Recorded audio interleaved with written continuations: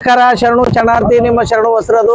ಇವತ್ತು ನಾವು ಭಾರತ ದೇಶದ ದಕ್ಷಿಣ ಭಾಗದ ತುದಿಯಾಗಿರ್ತಕ್ಕಂಥ ಈ ಒಂದು ಕನ್ಯಾಕುಮಾರಿಗೆ ಬಂದಿದ್ದೇವೆ. ಇಲ್ಲಿಂದ ಭೂಮಿಯ ಮುಗಿದು ನಡೆದು ಇಲ್ಲಿಂದ ಬರೀ ಎಲ್ಲಾ ಕಡೆ ಸಮುದ್ರವನ್ನು ಕಾಣ್ತಕ್ಕಂಥದ್ದು ಬಹಳ ಪವಿತ್ರವಾಗಿರ್ತಕ್ಕಂಥ ಸ್ಥಳ.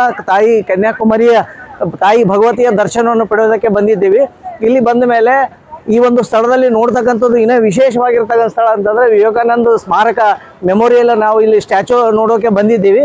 ಈ ಒಂದು ಸಮುದ್ರದ ಮಧ್ಯಗಡೆ ಇರ್ತಕ್ಕಂಥ ಈ ಒಂದು ಬಂಡೆಯ ಮೇಲೆ ಸ್ವಾಮಿ ವಿವೇಕಾನಂದ ಅವರು ಮೆಮೋರಿಯಲನ್ನು ನೋಡ್ತಕ್ಕಂಥದ್ದು ಬಹಳ ಅದ್ಭುತವಾಗಿರ್ತಕ್ಕಂಥ ಒಂದು.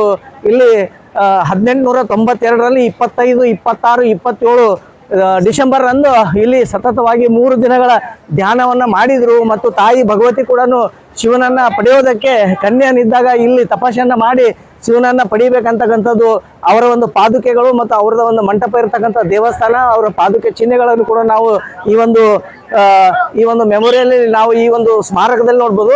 ಇಲ್ಲಿ ಇನ್ನೊಂದು ವಿಶೇಷ ಏನಂತಂದರೆ ಇದು ಸುಮಾರು 177 ಮೀಟರ್ ಉದ್ದ ಮತ್ತು 10 ಮೀಟರ್ ಅಗಲ ಇರ್ತಕ್ಕಂಥ ಸುಮಾರು 37 ಕೋಟಿಯಲ್ಲಿ ಖರ್ಚನ್ನು ಮಾಡಿ ನಿರ್ಮಾಣಗೊಂಡಿರ್ತಕ್ಕಂಥ ದೇಶದ ಪ್ರಪ್ರಥಮ ಈ ಒಂದು ಗ್ಲಾಸ್ ಬ್ರಿಡ್ಜ್ ಅನ್ನ ಇದು ನಮ್ಮ ದೇಶದಲ್ಲಿಯೇ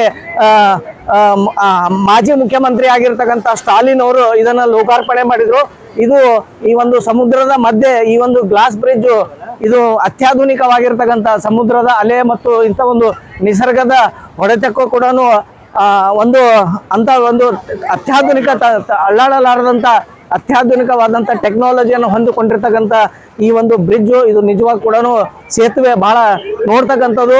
ಇದು ಈ ಒಂದು ಸೇತುವೆ ಮೇಲೆ ನಡೆದ್ರೆ ನಾವೆಲ್ಲಿ ಸಮುದ್ರದ ಮೇಲೆ ನಡೀತಾ ಇದೀವಿ ಅಂತ ನಾವು ಕೆಳಗಿಂದ ನೋಡಿದ್ರೆ ಸಮುದ್ರ ಭಯ ಕಾಣುತ್ತೆ. ಆ ರೀತಿ ಇರ್ತಕ್ಕಂಥದ್ದು ಅಲೆಯನ್ನ ಬರೋದು. ಮತ್ತೆ ಇದೊಂದು ಟ್ರಾನ್ಸ್ಪರೆಂಟ್ ನೋಡಿದ್ರೆ ಬಹಳ ನಿಜವಾಗಿ ಕೂಡ ಇದೊಂದು ಹೊಸ ಒಂದು ರೋಚಕ ಮತ್ತು ರೋಮಾಂಚನ ಆಗ್ತಕ್ಕಂಥ ಅನುಭವ ಹೊಂದಿರತಕ್ಕಂಥ ಈ ಒಂದು ಗ್ಲಾಸ್ ಬ್ರಿಡ್ಜು ನಮ್ಮ ಹಿಂದ್ಗಡೆ ಕಾಣ್ತಕ್ಕಂಥದ್ದು ಸುಮಾರು 133 ಫೀಟ್ ಹೈಟ್ ಇರ್ತಕ್ಕಂಥ ಈ ಒಂದು ದಾರ್ಶನಿಕರು ಮತ್ತು ತಮಿಳುನಾಡಿನ ಕವಿಗಳಾಗಿರ್ತಕ್ಕಂಥ ತಿರುವಲ್ಲೂರವರ ಈ ಒಂದು ಮೂರ್ತಿ ಕೂಡ ಬಹಳ ನೋಡ್ತಕ್ಕಂಥದ್ದು.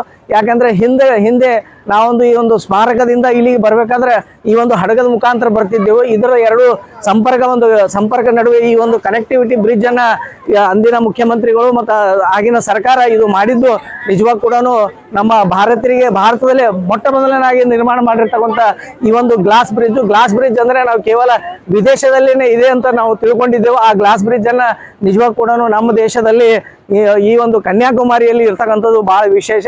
ತಾವು ಅದಕ್ಕೆ ತಪ್ಪದೆ ಈ ಒಂದು ಕನ್ಯಾಕುಮಾರಿಗೆ ಬಂದರೆ ತಾಯಿ ಭಗವತಿ ಮತ್ತು ವಿವೇಕಾನಂದರವರ ಮತ್ತು ತಿರುವಳ್ಳವರ ಆಶೀರ್ವಾದವನ್ನು ಪಡೆದು ತಾವು ಕೂಡ ಪುನೀತರಾಗಬೇಕಂತ ಇದರೊಂದು ಮಾಹಿತಿಯನ್ನು ನೀಡಿದರೆ ಧನ್ಯವಾದಗಳು.